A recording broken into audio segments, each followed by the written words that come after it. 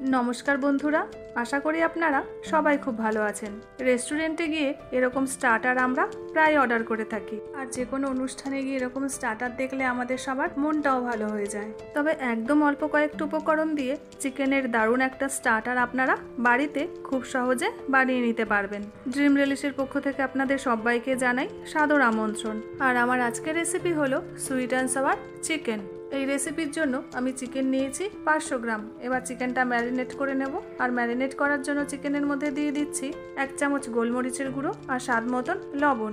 এবার লবণ আর গোলমরিচটা চিকেনের সাথে খুব ভালো মতন মাখিয়ে নেব। চিকেনের সাথে গোলমরিচ আর লবণ ভালোভাবে মাখিয়ে নেওয়ার পর এবার একটা ব্যাটার বানিয়ে নেব। আর ব্যাটারটা বানিয়ে নেওয়ার জন্য বাটির মধ্যে নিয়ে নিচ্ছি 1 বাটি ময়দা, আর যে বাটিতে মেপে ময়দা নিলাম তার হাফ বাটি দিয়ে দিচ্ছি কর্নফ্লাওয়ার। মানে যতটা আপনারা ময়দা নেবেন তার হাফ নেবেন কর্নফ্লাওয়ার। এবার এর মধ্যে দিয়ে দিচ্ছি অল্প করে একটু লবণ, গোলমরিচ, হাফ চামচেরও কম দিয়ে দিচ্ছি বেকিং পাউডার, আর দিচ্ছি একটা ডিমের সাদা অংশটা। এবার অল্প অল্প করে জল দিয়ে একটা ব্যাটার বানিয়ে নেব।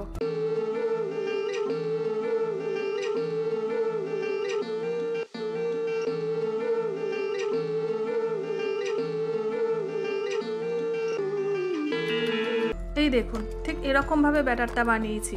এর থেকে বেশি পাতলা বা গাঢ় করে ব্যাটারটা বানালে চিকেনের সাথে তাহলে ব্যাটারটা ভালো মতন মাখানো যাবে না। এবারে তাহলে চলুন এই রেসিপির জন্য সসটা বানিয়ে নিই। আর সসটা বানানোর জন্য একটা বাটির মধ্যে নিয়ে নিচ্ছি হাফ বাটি টমেটো কেচাপ, 2 চামচ চিনি, 2 চামচ নিয়ে নিচ্ছি সয়া সস, আর 3 চামচ ভিনিগার। এবার একটা হ্যান্ড হুইস্কের সাহায্যে এই সমস্ত কিছু খুব ভালো করে মিশিয়ে নেব। ব্যাস, সসটাও রেডি হয়ে গেছে। এবারে তাহলে চলুন চিকেনগুলোকে ফ্রাই করে নিই। আর চিকেনগুলো ফ্রাই করার জন্য কড়াইতে দিয়ে দিলাম পরিমাণ মতন সাদা তেল।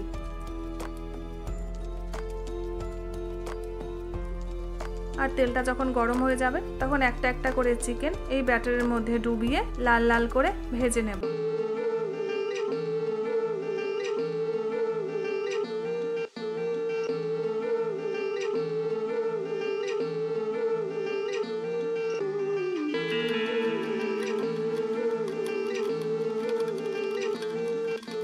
এরপর যখন দেখবেন চিকেনগুলো ঠিক এরকম ভাবে ভাজা হয়ে গেছে তখন একটা ঝাঁঝরির সাহায্যে তুলে একটা প্লেটের মধ্যে নিয়ে নিচ্ছি।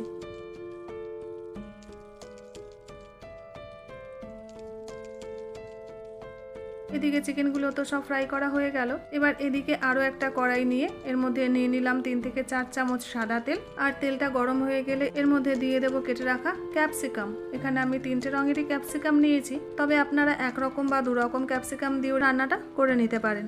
এবার ক্যাপসিকামগুলো দিয়ে 1 মিনিট মতো নাড়াচাড়া করে এর মধ্যে দিয়ে দেবো কয়েকটা পেঁয়াজের পাপড়ি।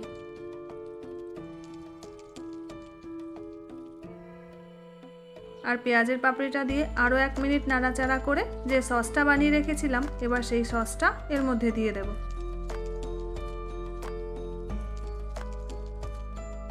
আর সসটা দেওয়ার পরে এর মধ্যে দিয়ে দিচ্ছি স্বাদ মতন লবণ।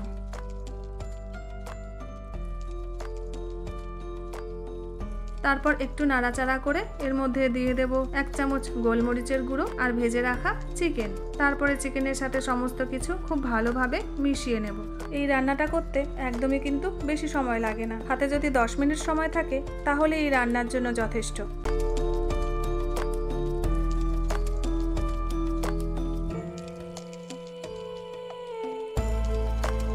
তাহলে দেখলেন তো বন্ধুরা, একদম রেস্টুরেন্টের মতন স্টার্টার বাড়িতে কত সহজে বানিয়ে নেওয়া যায়। আজকে সুইট অ্যান্ড সাওয়ার চিকেনের রেসিপিটা যদি আপনাদের ভালো লেগে থাকে তাহলে কমেন্ট সেকশনে আমাকে জানাতে ভুলবেন না। আর এই রেসিপিটা বাড়িতে একবার হলেও ট্রাই করে দেখবেন, আশা করি আপনাদের নিশ্চয়ই ভালো লাগবে। ভিডিওটা যদি ভালো লেগে থাকে লাইক শেয়ার সাবস্ক্রাইবের অনুরোধ রইল। আবার দেখা হচ্ছে আপনাদের সাথে একটা নতুন এপিসোডে নতুন একটা রেসিপি নিয়ে।